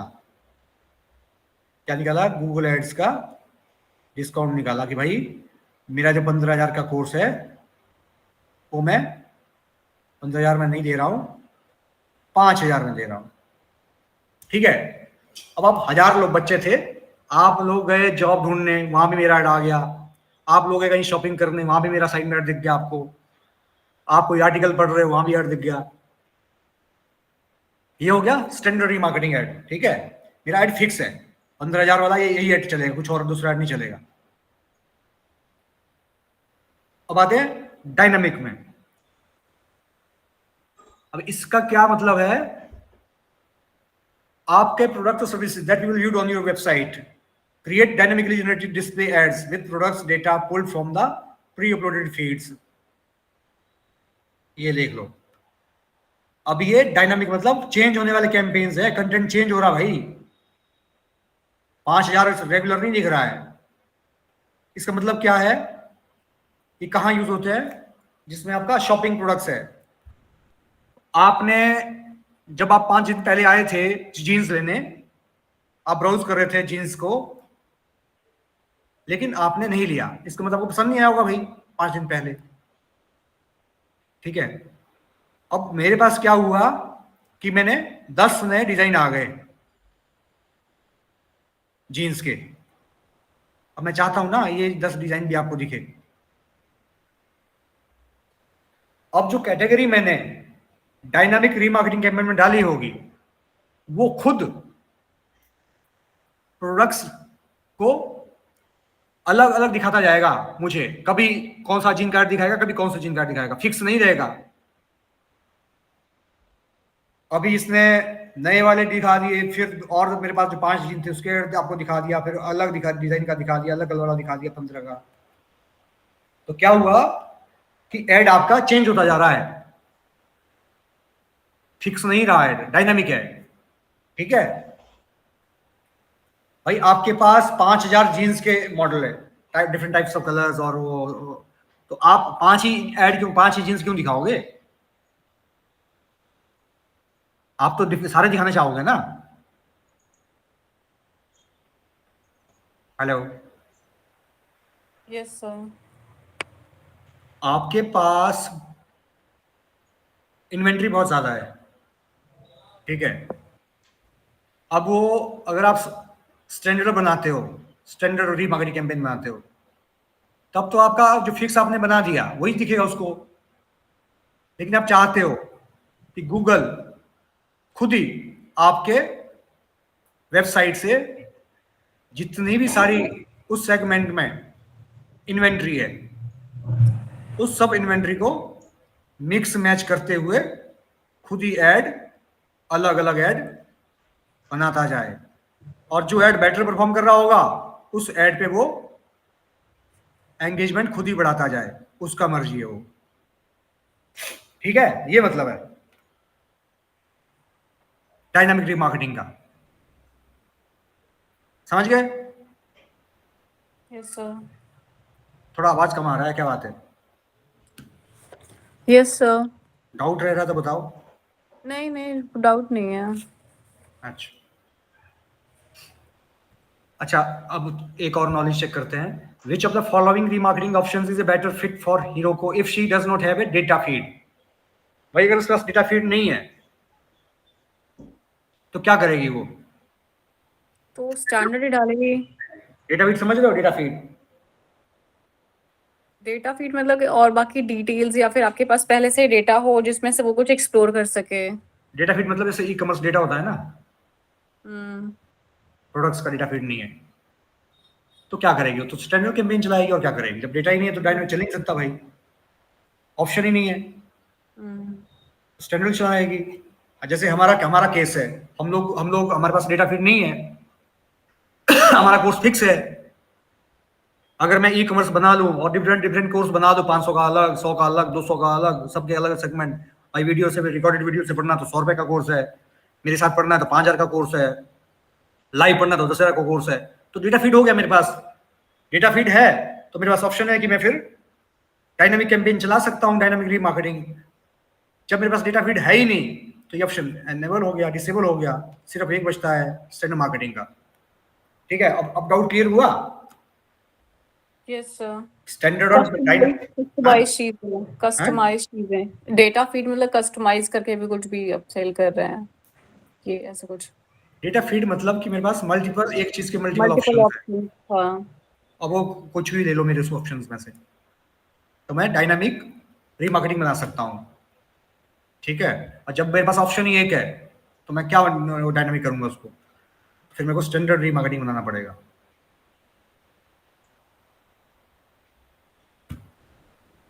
एक और चैप्टर है increase efficiency with automated bidding. अब हमेशा हर कोई हर जगह ही ऑटोमेटेड बिडिंग होता है। ऑटोमेटेड का मतलब क्या है कि बिड आप नहीं कर रहे हो मैन्युअली, आप डिसाइड नहीं कर रहे हो बिड। कौन डिसाइड कर रहा है? Machine learning. मशीन लर्निंग मतलब जो डेटा गूगल के पास आ रहा है डे बाय डे, क्यों नहीं करते ऑटोमेटेड? क्यों नहीं हम खुद बिडिंग करते हैं? कोई रीजन बताएगा क्या? हम क्यों ना डिसाइड करें बिडिंग? अपना हमारा पैसा है, हम डिसाइड करें कितना कहाँ खर्च करना है, क्यों हम ऑटोमेटिक बिडिंग करते हैं भाई? सर आपको जब पहले से पता हो कि यहाँ से हमारा बेस्ट रिजल्ट आ सकता है तो आप वहां से मैनुअल बिडिंग करते हैं कि हमने सिर्फ एक होता है ना कि हमने एक पर्टिकुलर टारगेट करा, लेकिन जब हमें चीजें नहीं पता है तो उसके बाद हम सारी डिटेल्स हम गूगल के पास ऑलरेडी डेटा होता है, देखो, उसको पता है हम कहाँ पे क्या करें कि हाँ हमें मैं थोड़ा बेस्ट और अच्छे से बताता हूँ हम क्यों करते हैं। पहली बात तो ये डायनामिक नेटवर्क है, हर हर टाइम चीजें बदलती जा रही है। डायनामिक कैसे है? यूजर भी डायनामिक है। अभी अभी इस सेकंड 10 यूजर आए हैं, अगले सेकंड 20 यूजर आएंगे, अगले सेकंड 50 आएंगे, किसी को नहीं पता है। डायनामिक है। अभी 10 लोग ऐड चला रहे हैं, 10 लोग ऐड चला रहे हैं, अभी 20 लोग ऐड चला रहे हैं, अगले सेकंड 30 लोग ऐड चला रहे हैं, अगले सेकंड किसी का ऐड बंद हो रहा है, किसी का ऐड चल रहा है। शेयर मार्केट है, कुछ भी स्टैंडर्ड फिक्स नहीं है। जब चीजें फिक्स नहीं है, जब इतना डायनामिक, इतना रैपिडली चेंजिंग इन्वायरमेंट है, तो हम खुद जाकर के अगर बिड सेट करेंगे, हमें तो नहीं बैठा रहना पड़ेगा भाई सिस्टम के ऊपर। अच्छा अभी अभी बिड घट गया, घटा देता हूँ 20 रुपए। अच्छा अभी ऊपर जा रहा है कंपटीशन, 25 कर देता हूँ।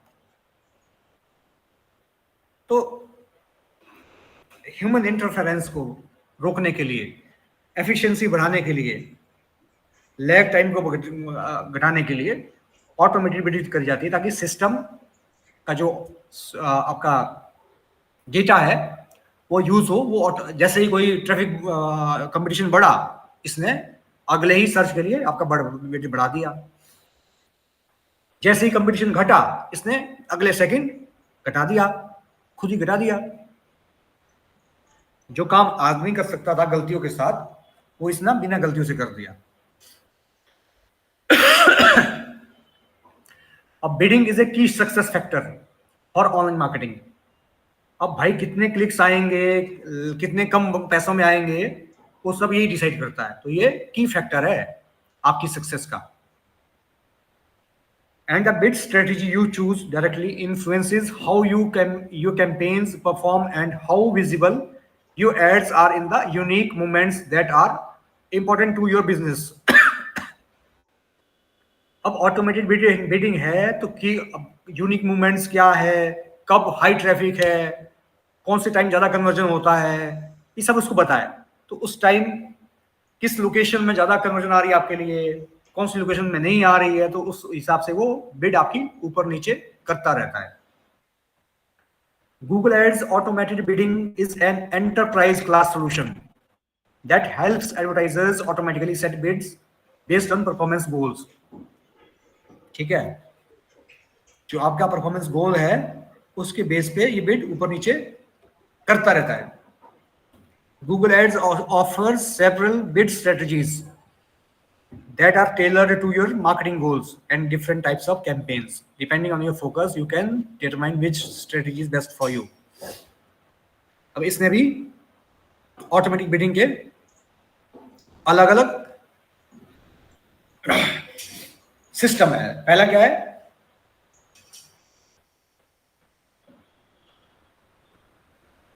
व्हाट इज ऑटोमेटिक बिडिंग, है तो हमने सीख लिया है। तो और लेकिन ऑटोमेटिक बिडिंग का फायदा क्या है, एक तो आपका परफॉर्मेंस, और एक ऑप्शंस, और एक यूजर जर्नी कॉम्प्लेक्सिटीज। अगर हम ऑटोमेटिक बिडिंग लगाते हैं तो इन पैरामीटर पे ये हमें हेल्प करती है। कैसे, परफॉर्मेंस कैसे बढ़ेगा, bids influences how visible your ads are. भाई अगर आपने ऑटोमेटिक बिडिंग लगा लिया तो आपका परफॉर्मेंस बढ़ जाएगा, क्योंकि जैसे ही कंपटीशन बढ़ा और उधर से किसी यूजर ने सर्च किया, हो सकता है वो most likely to be converted है, तो उसने आपका बिड बढ़ा दिया, तो आपके पास ट्रैफिक मिल गया और आपसे उसने बाय कर लिया। और अगला यूजर अगर लेस कंपटीशन पे आ रहा है तो उसने बिड कम कर लिया, तो आपके पैसे बच गए। तो परफॉर्मेंस आपका इंप्रूव हो जाता है ऑटोमेटिक बिडिंग से। अदरवाइज अगर आप ऑटोमेटिक नहीं करोगे तो आपके वैल्यूएबल कन्वर्जन्स मिस हो सकते हैं, जगह अगर आप मैन्युअली करोगे तो। ठीक है, नेक्स्ट पॉइंट है ऑक्शंस। ऑक्शन समझते हो ना, कि कौन सा किस बिड में किसका रैंक ऊपर आएगा। Given the dynamic nature of our auctions, the appropriate bid can often be a moving target that is challenging to reach at scale when using manual bidding। भाई ऑक्शन, यहाँ पे क्लिक्स का auction होता है ना, पता है ना आपको ऑक्शन से हिसाब से काम करता है। अगर आप मैनुअल बिड करोगे तो ऑक्शन तो हर बार ही ऊपर नीचे हो रही है। ऑक्शन समझते हो, बोली, जैसे बोली लगाते हैं ना लोग। भाई अगर आप किसी चीज को लेने जाओगे मार्केट में, ओपन मार्केट में, तो आप क्या करते हो, बोली लगाते हो, मैं ये चीज 10 रुपए की लूंगा, दूसरा बोलता है मैं 12 रुपए की लूंगा। ऐसे ही यहाँ क्लिक्स के लिए होता है। मैंने लगाया, मैं ये क्लिक 10 रुपए लूंगा, भाई किसने लगा दिया 11, मैं 11 रुपए लूंगा, मैंने अगर लगा दिया, कोई लगा रहा मैं 12 रुपए लूंगा। जिसका बिड ऊपर है उसी को तो क्लिक मिलेगा। अब मैन्युअली जब तक मैं बिड चेंज करूंगा तब तक तो मैं वैल्यूएबल इनपुट्स, वैल्यूएबल क्लिक्स में मिस कर जाऊंगा। तो मैंने क्या कर दिया, मैंने ऑटोमेटेड बिडिंग लगा लिया कि अगर डिमांड, अगर रिक्वायरमेंट हो 12 रुपए खर्च करने की तो 12 रुपए खुद कर देना, लेकिन मैंने दिन का ओवरऑल महीने का बजट लगा रखा है कि भाई मेरे को 1000 रुपए से ऊपर नहीं जाना है। इसी के अंदर आपको दिन में बजट यूज करना है। इन 1000 में से कहाँ 5 रुपए का बिड लगाना है, कहाँ 2 रुपए का लगाना है, कहाँ 10 का लगाना है, कहाँ 15 का लगाना है, कहाँ 3 का लगाना है, ये सब ऑटोमेटिक बिड स्ट्रेटजी बिड करेगा। और ये कैलकुलेट कैसे होगा, 1000 रुपए में, अब जब ये मान लो कि अलग अलग प्राइस से आपके पास 40 क्लिक आ गए, तो एवरेज निकाला जाएगा पर बिड का। जो एवरेज होगा वो आपका पर डे का कॉस्ट पर क्लिक होगा, सीपीसी होगा। जैसे मान लो किसी का 5 है, किसी का 3 है, और एवरेज आया सीपीसी 20 रुपए, तो आपके 4 दूना 800 रुपए खर्च हो गए जी आज के, प्लस जीएसटी आज का ही खर्च हुआ। तो इसका मतलब क्या हुआ, 20 रुपए तो एवरेज सीपीसी आया, लेकिन कोई क्लिक तो 5 रुपए का है, कोई 2 रुपए का है, कोई 25 रुपए का है, कोई 26 का है, तो एवरेज आया 20 रुपए। तो ये ऑटोमेटिकली बिड ऊपर नीचे एडजस्ट कर रहा है। अभी हर दिन की बदलती रहती है, फिक्स नहीं रहती है। इसलिए ऑक्शन में बेस्ट परफॉर्म करने के लिए, ऑक्शन में आपका मोस्ट ऑफ द ऑप्शंस में आपका ऐड दिखे, आप एलिजिबल रहो, तो ऑटोमेटिक बिडिंग लगाई जाती है। ठीक है, अभी तीसरा फायदा क्या मिलता है, users journey complexities. Many signals influence user behaviour. their intent and likelihood to complete valuable actions for your business vary based on location, time, device, and so on. Taking all these signals into account for, अब मान लीजिए हमारे पास क्या है, conversion का method क्या है, conversion हमारे पास कैसे हो सकता है, मान लो एग्जांपल कि सिर्फ कॉल कर सकता है जी, हमारे पास मेल आईडी है ही नहीं, मैं चाहता हूं कि मुझे मैक्सिमम कन्वर्जन कॉल से मिले, ठीक है, समझ रहे हो, मेरा मोटिव क्या है कि मुझे ज्यादा से ज्यादा कॉल मिले। अब जो यूजर आया है नेक्स्ट, जो गूगल पे सर्च कर रहा है, क्या है, लैपटॉप। अब अगर मैं ऑटो मैनुअल बिडिंग कर रहा होता तो मेरा जो पैसा होता 20 रुपए का, तो 20 काटता ही है, लेकिन अब इसको पता है कि मेरा कन्वर्जन का तरीका क्या है, कॉल, और डिवाइस क्या है, लैपटॉप, तो लैपटॉप से तो आदमी कॉल करेगा नहीं, तो अब ये क्या करेगा कि भाई मेरे को क्लिक मिले तो भी ठीक है, ना मिले तभी ठीक है, तो क्या करेगा कि इसके लिए ये ऑप्शन में 5 रुपए बिड कर देगा। अब अगर 5 रुपए में कोई और पे क्लिक नहीं गया तब भी आपको मिल गया तो ठीक है, नहीं मिला तो कोई बात नहीं, हमें तो कॉल चाहिए था भाई, कॉल तो लैपटॉप वाला करेगा नहीं, समझ रहे हो, आवाज बीच में दब जाती है, क्या बात है, समझ नहीं आता क्या? सर एक बार इसको फिर से रिपीट कर दीजिए। देखो बहुत सारे सिग्नल्स होते हैं, ये मैं सिग्नल समझा रहा हूं, कन्वर्जन के सिग्नल होते हैं, बिहेवियर के सिग्नल होते हैं। सिग्नल का मतलब क्या है कि आदमी डिवाइस कौन सा यूज कर रहा है, ठीक है, लोकेशन क्या है उसका। अभी सिग्नल कहाँ काम आते हैं बिट को एडजस्ट करने में, मान लो मेरा वेबसाइट है और मेरा कन्वर्जन एक्शन क्या है, कन्वर्जन एक्शन क्या है, कॉल्स, मेरे को फॉर्म नहीं भराना, यहां से मैं फॉर्म फिल नहीं करा रहा हूं, मैं क्या चाह रहा हूं, कॉल चाह रहा हूं, मुझे कॉल चाहिए। अब किसी ने सर्च करा लैपटॉप को यूज करके गूगल पे मेरे प्रोडक्ट के लिए, अब गूगल को पता है लैपटॉप वाला वहां से कॉल नहीं कर सकता, क्योंकि लैपटॉप पे क्लिक टू कॉल का ऑप्शन नहीं होता, कॉल करने के लिए उसको अपना गूगल से ब्राउज अगर करेगा तभी कॉल करेगा, वरना टाइप करके वहां से नंबर टाइप करेगा तब कॉल करेगा, ऐसा नहीं होता है, ठीक है। कॉल कैसे होता है, मोबाइल आपने खोला, सीधा नंबर पे क्लिक करा, नंबर आपके डायलर में आ गया, आपने कॉल करी, कोई ऐसे नहीं लिखता है नंबर ढूंढ के 995, ऐसे नहीं करता है, ठीक है। अगर मैं लैपटॉप से ब्राउज कर रहा हूं अभी, मान लो मेरे पास अभी लैपटॉप है यहां पे,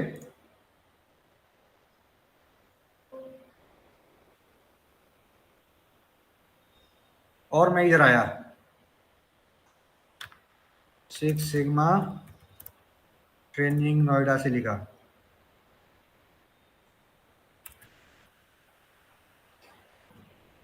ठीक है। अब अगर ये मैक्सिमम कॉल चाह रहा होगा तो इसके लिए बिड नीचे कर देगा गूगल, क्योंकि मैं लैपटॉप से जा रहा हूं, ठीक है। लैपटॉप से क्या होगा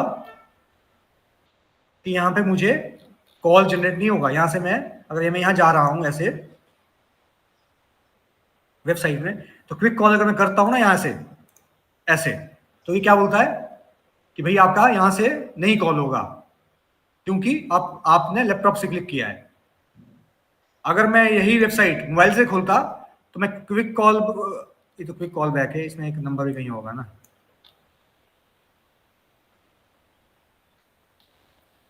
ये लो जैसे यहाँ है टेलीफोन लगा हुआ है नंबर, ऐसे में क्लिक करता हूं तो ये यहां से कॉल नहीं जाएगा।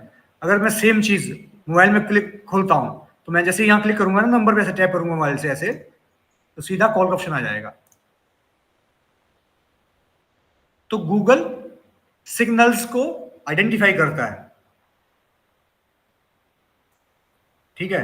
यूजर जर्नी कॉम्प्लेक्सिटी है, जो सिग्नल्स आ रहे हैं ना मार्केट में,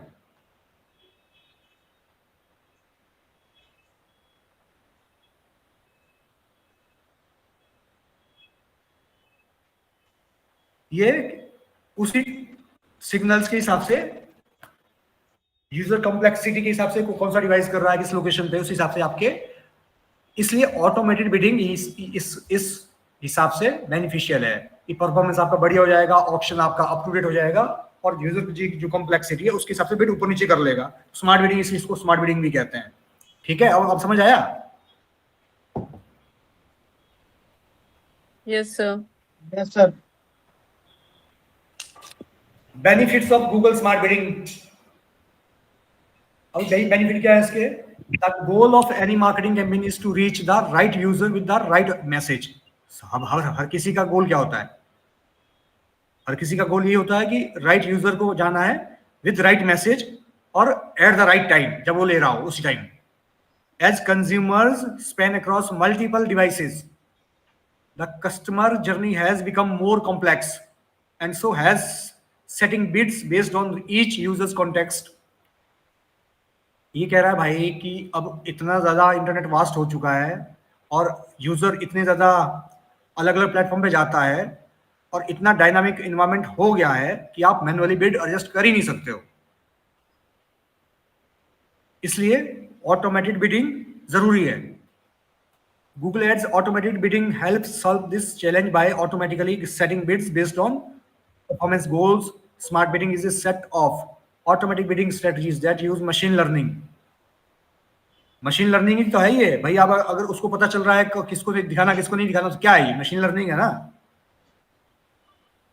डेटा है जी बिल्कुल। टू ऑप्टिमाइज फॉर कन्वर्जन और conversion value. Smart bidding set precise bids for each and every auction to help drive higher conversion volume or conversion value at a cost efficiency that is comparable to or better than existing performance goals. अब machine learning क्या होता है? Automated bidding use machine learning to algorithmically help you set the appropriate bid for each and every auction. This takes much of the heavy lifting and guesswork out of setting bids. अगर आप manually करोगे तो gas work करोगे ना। अच्छा हो सकता है यार मैं डिवाइस ऐसे गैस करोगे कि लैपटॉप से यूजर कमाते हैं तो मैं इसके लिए -2%, अगर मेरा 20 रुपए है तो 18 रुपए लग जाए या 19 रुपए लग जाए। अगर मोबाइल से आ रहा है तो वो कॉल करने का चांस है, तो मैं उसको, अगर मेरा 20 का सीपीसी है तो मैं +20 कर लेता हूँ, तो 22 तक में चला जाए मेरा कॉस्ट। इतना ही तो कर सकते मैनुअली। 10-20% का ही तो रूम दोगे। अगर मशीन लर्निंग यूज करोगे तो चांसेस है कि जो उस टाइम की नीड है उस हिसाब से ही वो आपको बिड सेट करे। क्यों करे? सो दैट यू, क्योंकि जो आपके परफॉर्मेंस गोल्स है उसको मीट कर सको। आपके परफॉर्मेंस गोल्स क्या होंगे? मैक्सिमाइज क्लिक्स या मैक्सिमाइज कन्वर्जन, यही तो होंगे। जी बिल्कुल। अगर मैक्सिमाइज क्लिक्स करना है, मैक्सिमाइज कन्वर्जन करना है तो ऑटोमेटिक बिडिंग तो होना ही चाहिए ना। मैनुअल बिडिंग से थोड़ी चलेगा। टाइम सेव्ड, और क्या फायदा है? आपका टाइम बच जाएगा। ऐसा नहीं कि आप 24 घंटे बगुलों की तरह बैठे हो सिस्टम पे, भाई कब बिड नीचे करना कब ऊपर करना है। एक्शन टाइम बिडिंग और bidding algorithm tailor bid to each users unique context using relevant signals present at auction time. जो ऑक्शन जिस टाइम हो रहा है उस टाइम जो सिग्नल्स आ रहे हैं मशीन लर्निंग के थ्रू, उसके हिसाब से ये बिड ऑटोमेटिक कर लेता है।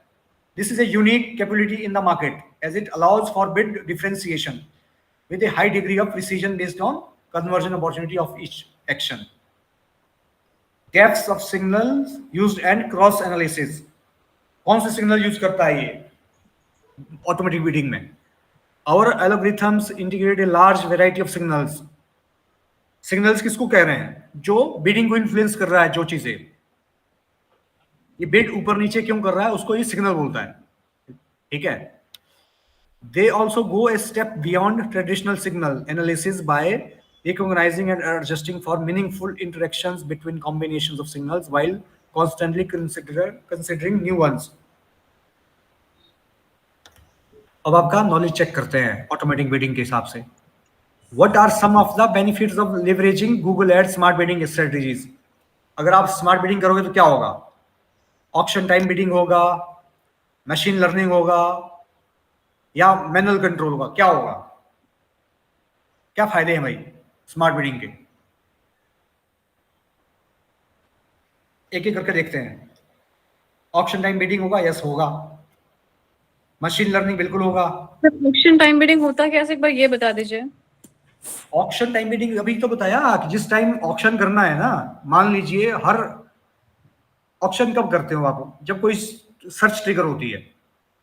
सर्च, मैंने गूगल पे कुछ सर्च किया, अब उस सर्च के लिए आपको कितना खर्च करना चाहिए उस टाइम पे, उसको ऑक्शन टाइम बिडिंग कहते हैं। वो ऑटोमेटिक बिडिंग से अगर करोगे, वो सारे signals with in a fraction of seconds analysis कर लेगा कि ये किस लोकेशन के बंदा है, ये किस डिवाइस से सर्च कर रहा है, ओके, समझ गई। इसका एज क्या है, ये हमारे, अगर ये हमारे इसके सारे पैरामीटर हमारे टिक हो रहे हैं, हमारा फिक्स, हमारे ऑडियंस के हिसाब से हमारे जो हमारा जो मोटिव है, हमें मैक्सिमाइज कन्वर्जन करना है, और हमारा जो ऑडियंस है हमने जो बनाया है, अगर वो उसमें उसके मैक्सिमम पैरामीटर फिट कर रहा है, वो सब टिक हो रहा है, तो ये हमारा बिड ऊपर कर देगा। अगर हमारे बिड कुछ टिक हो रहे हैं तो बीच में रख देगा, अगर एक ही टिक हो रहा है तो और नीचे कर देगा।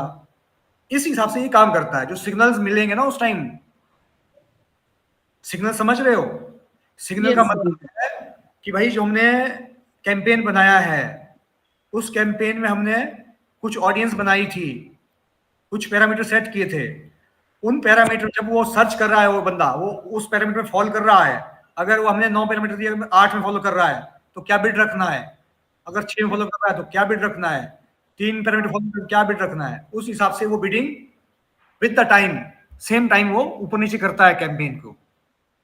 उसको कहते हैं ऑक्शन टाइम बिडिंग। समझ आ गई? ठीक है sir. सर। मशीन लर्निंग, ये दोनों चीजें मिलेगी आपको। क्या नहीं मिलेगा? Manual control.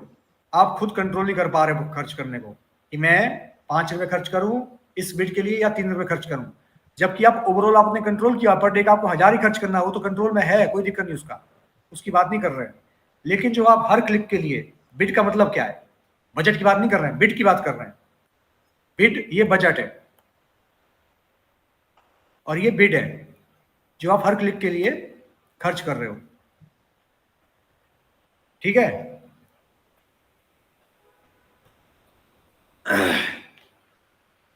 Display ad formats, भाई हमने डिस्प्ले एड की बात कर ली, लेकिन इसका फॉर्मेट क्या होता है, दिखता कैसा है ये? आपने ऑडियंस की बात कर ली, आपने बिडिंग की बात कर ली, लेकिन जो इन सब के बाद जो एड दिखेगा उसका फॉर्मेट क्या होता है? आपने सर वो हैं? वेबसाइट पे दिखता है, वो तो हैं? वेबसाइट पे दिखता है। साइजेस मुझे याद नहीं, वो तो जो वेबसाइट्स होती है जैसे न्यूज हाँ, वेबसाइट। तो पार्टनर साइट्स में ही दिखेगा, लेकिन इसका फॉर्मेट क्या होता है उस बारे में समझ रहे हैं अभी हम। Creatives are the face of your brand through advertising. जो आप दिखा रहे हो ना, जो भी, चाहे आप इमेज दिखा रहे हो चाहे कंटेंट दिखा रहे हो, वो आपका फेस है आपकी ब्रांडिंग का।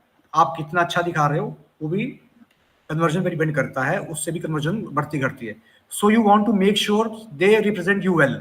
आप क्या चाहोगे? वो आपको अच्छे से दिखाए भाई। Ad formats let you choose how to communicate your business to your audience by the. अब इस मॉड्यूल के एंड तक आप क्या समझोगे कि एड फॉर्मेट किस तरह के होते हैं? पहले तो why display ad formats. Display ads can help you promote your business when people are browsing online, watching YouTube videos or using mobile device and apps. ठीक है? With Google Display Ads, you can take an approach that enables greater efficiency or greater creative control.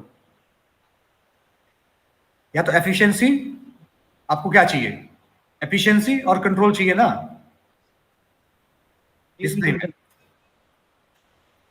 अभी देखो, Hiroko is the digital marketing manager at your adventure, which sells bicycles and cycling gear, both online and in brick and mortar location around the world. She is new to the display advertising space and wants to learn more about her ad format options. अब उसके पास ad format के क्या option है? 2 different ad formats. Each ad is its benefits. ठीक है? To what she values more, efficiency और control. इसके basis पे ही आप चूज करोगे, आपको एफिशिएंसी चाहिए या कंट्रोल चाहिए। ठीक है, एफिशिएंसी का क्या मतलब है? इफ हीरो को वैल्यू परफॉर्मेंस ओवर एवरीथिंग, अगर आप परफॉर्मेंस चाह रहे हो, ठीक है, कंट्रोल नहीं चाह रहे हो, तो आपको एफिशिएंसी वाला चूज करना होगा। She should take advantage of responsive display ads. क्या है? आरडीए। अगर आपको एफिशिएंसी चाहिए, अच्छा परफॉर्म करे एड, ठीक है, तो आप क्या करोगे? रिस्पॉन्सिव डिस्प्ले एड्स बनाओगे। अगर आपको कंट्रोल चाहिए तो आप क्या करोगे? If she has exact requirement for how and where her ad show, it may be best to create and upload her own ads. अब ये क्या करेगी? अपने क्रिएटिव्स खुद बनाएगी। इमेज बना दिया इसने खुद, ठीक है, तो क्या हो रह गया कि इसको क्या दिखाना है, कैसे दिखाना है, इसके पास उसका कंट्रोल है। एफिशिएंसी में गेट लो, डाउन हो सकती है, क्योंकि ये मशीन लर्निंग का यूज नहीं कर रही है डिस्प्ले ऐड बनाने के लिए, क्रिएटिव बनाने के लिए। बाकी चीजों के लिए तो कर रही है, पीछे इसने ऑडियंस के लिए सब चीजों के लिए कर लिया, लेकिन अभी चाहती है कि मेरा जो ऐड है वो अच्छा दिखे, लुक एंड फील अच्छा हो, तो जो मैं दिखाना चाहूं वही दिखे। सिस्टम अपना दिमाग ना लगाए मेरा दिखाने में। तो अगर वो ऐड के ऊपर कंट्रोल चाहती है तो वो अपना ऐड खुद बनाएगी डिजाइनर से बना करके और उसको अपलोड कर देगी। अगर आप चाहते हो कि मेरा एफिशिएंसी बढ़े तो आप क्या करोगे? आप उसको वेबसाइट का यूआरएल दे दोगे, टाइटल डिस्क्रिप्शन दे दोगे, और वो आपकी वेबसाइट से खुद इमेज उठा लेगा, खुद रिसाइज कर लेगा। उसको कहते हैं रिस्पॉन्सिव डिस्प्ले एड्स। समझ आ गया? Okay sir. दो तरह के ऐड बनते हैं डिस्प्ले में, एक तो रिस्पॉन्सिव डिस्प्ले एड्स या फिर एक कस्टम ऐड जिसको आप बना करके अपलोड करते हो। आपने इमेजेस बना लिए, ठीक है, अच्छी अच्छी इमेज बना ली और उसको आपने अपलोड कर दिया। अब रिस्पॉन्सिव डिस्प्ले एड्स जो है उसका फायदा तो समझ आ गया कि क्या है भाई, वो परफॉर्म अच्छा करते हैं। क्यों परफॉर्म अच्छा करते हैं? क्योंकि अगर आप ऐड बना रहे हो तो आप कितने ज्यादा, भाई आपको तो हजारों बनाने पड़ेंगे ना, क्योंकि हर पार्टनर साइट पे ऐड का साइज अलग अलग है, फिक्स साइज नहीं है। किसी पे रेक्टेंगुलर आएगा, किसी पे साइज कुछ है, तो कितने साइज आप बना लोगे? अगर आपने मिनिमम साइज बनाए हैं तो आपके प्लेसमेंट कम हो जाएंगे, फिर आप सब जगह अपना ऐड नहीं दिखा पाओगे। जो साइज आपने डाला है बना करके वही साइज का तो ऐड जब आएगा उसी में तो दिखाओगे। लेकिन अगर आपका डायनेमिक्स ऐड, सर्च ऐड है, तो वो डायनामिकली सिस्टम उस साइज के हिसाब से विद इन मिली सेकेंड वो ऐड आपके लिए बना करके फटाफट अपलोड कर देगा। ठीक है, यही नुकसान और फायदे हैं। फायदा क्या है कस्टम ऐड का जो आपने बनाया है, कि उसका फायदा ये है कि आप अपना लुक एंड फील कंट्रोल कर रहे हो कि मेरे को अच्छा दिखाना है। लेकिन साथ ही साथ आपको नुकसान क्या हो रहा है कि बहुत जगह आपका ऐड दिख नहीं रहा है, क्योंकि आपने बहुत सारे ऐसे चीजें बनाई नहीं है। ठीक है, automation, when you create a responsive display ad by uploading different assets into Google Ads, Google uses a machine learning model। जब आप अपलोड करते हो रिस्पॉन्सिव एड तो गूगल अपना मशीन लर्निंग लगाता है, ठीक है, ऑटोमेट कर देता है, उससे रीच आपकी बढ़ जाती है, सिंपल रहता है। और वो क्रिएटिव टेस्टिंग कि ये ऐड चलाए या वो चलाए कर सकता है, क्योंकि गूगल ने मल्टीपल ऐड चलाए हैं। तो ये फायदे हैं डिस्प्ले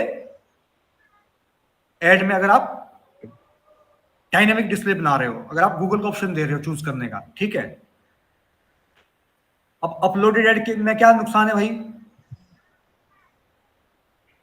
आप अपलोडेड ऐड सही होते हैं ना, इमेज ऐड जो अपने डिजाइनर ने, वेब डिजाइनर ने आपको बना करके दे दिए, या एचटीएमएल एड्स बना दिए, ठीक है, और आपने अपलोड कर दिए।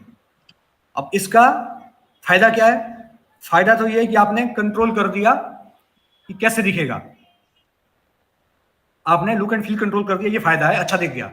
नुकसान क्या है कि आपके एड्स को गूगल मशीन लर्निंग में हेल्प नहीं कर पा रहा, क्योंकि आपने पहले उसको बता दिया जो मेरा ऐड है वही चलाओ भाई, तुम अपना मत दिमाग लगाओ। ये नुकसान हो गया। अब आते हैं इधर, what two main ad formats can be used in a Google display ad campaigns. कौन से कर सकते हो भाई? सर्च ऐड कर सकते हो क्या? सर्च ऐड कर सकते हो कि नहीं कर सकते हो? हाँ सर कर सकते हैं। अरे यार डिस्प्ले में कैसे सर्च ऐड करोगे? एक मिनट, व्हाट टू मैन हैं? एड प्रॉम्प्ट अभी तो पढ़ रहे हैं यार, अपलोडेड एड्स जो हमने अपलोड करके बनाए और रिस्पॉन्सिव डिस्प्ले ऐड, 2 ही ऐड होते हैं, सोशल ऐड भी नहीं होंगे, सर्च ऐड भी नहीं होंगे। हमने क्या पढ़ा अभी? गूगल डिस्प्ले ऐड कैंपेन में ऐड फॉर्मेट की बात कर रहे हैं, किस तरह के ऐड बनते हैं, डायनामिक और अपलोडेड। डायनामिक मतलब रिस्पॉन्सिव डिस्प्ले एड्स जो गूगल खुद बना रहा है और जो हमने बना के छोड़ दी, अपलोड करके छोड़ दी, अपलोडेड एड्स। 2 ही ऐड तो होते हैं, हाँ सर। कंफ्यूज मत करो अपने आप को, ठीक है? पढ़ लो पहले, क्वेश्चन समझ लो। वो क्या पूछ रहा है आपसे? वो आपसे पूछ रहा है ऐड फॉर्मेट।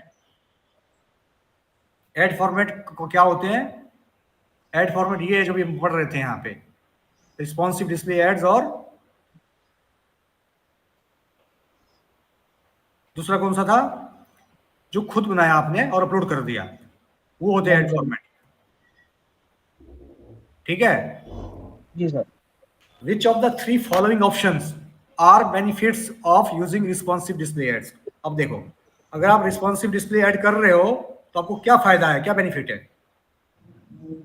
रीच, हाँ फायदा है, रीच बढ़ेगी। क्यों रीच बढ़ेगी? क्योंकि हम मशीन लर्निंग यूज कर रहे हैं, मशीन खुद अपने हिसाब से कैंपेन बना लेगा जो अच्छा होगा, जिससे रीच आपकी बढ़ जाएगी। कंट्रोल नहीं रहेगा क्योंकि हम बना करके नहीं डाल रहे हैं, कंट्रोल नहीं रहेगा क्योंकि हमने ऐड अपलोडेड ऐड नहीं बनाया, हमने रिस्पॉन्सिव डिस्प्ले ऐड है। ऑटोमेशन रहेगा क्योंकि गूगल खुद बना रहा है हमारे कैंपेन, सॉरी हमारे ऐड कैंपेन की बात गलत कर दिया, ठीक है? सिंप्लिसिटी बिल्कुल रहेगी, सिंपल रहेगा, आपको कुछ नहीं करना, आपको बना के नहीं अपलोड करना, सिर्फ कंट्रोल नहीं रहेगा, बाकी तीनों चीजें रहेगी, ठीक है? हो भाई साथ में? जी सर। अभी ये सबसे आसान क्वेश्चन है। Do uploaded ads give advertiser access to more inventory than responsive display ads? ये क्या बोल रहा है? अगर आपने अपलोडेड एड चलाए हैं तो advertisers access to more inventory than responsive ad display ads. Inventory का मतलब समझ रहे हो यहाँ क्या है भाई? इन्वेंट्री का मतलब क्या है? नहीं बताइए, है? बताइए इन्वेंट्री। इन्वेंट्री का मतलब है कि जो आपके अपलोडेड एड्स है ना, और जो आपके रिस्पॉन्सिव एड्स है, आप अपलोडेड एड्स कितने बनाओगे मैनुअली? 10 बना लोगे, 20 बना लोगे, 50 बना लोगे, ये जो नंबर है इसको इन्वेंट्री कहते हैं। और रिस्पॉन्सिव डिस्प्ले एड्स कितने बनाएगा मशीन? कितना बनाएगा? लाखों बना देगा। अनलिमिटेड। तो किस में ज्यादा होंगी इन्वेंट्री? ट्रू में। अब ये क्या बोल रहा है कि भाई अपलोडेड एड में इन्वेंट्री क्या ज्यादा होगी? ये बोल रहा है कि ये पूछ रहा आपसे, ट्रू है कि फॉल्स है? ट्रू। तो फॉल्स है ना, अपलोडेड में कम होगी। True uploaded award to give advertising access to more false है, inventory फॉल्स है। than responsive ad. False. Uploaded में इतना इन्वेंट्री हो ही नहीं सकता ना भाई, तुम कितने बना लोगे? स्पेशली से ज्यादा बना लोगे क्या? नहीं सर, नहीं बना पाएंगे मशीन से तो ज्यादा। हाँ, तो इसका है सीधा सीधा क्या है, हमने मोटा मोटा ये सारी टर्म्स डिस्प्ले ऐड की समझ ली है।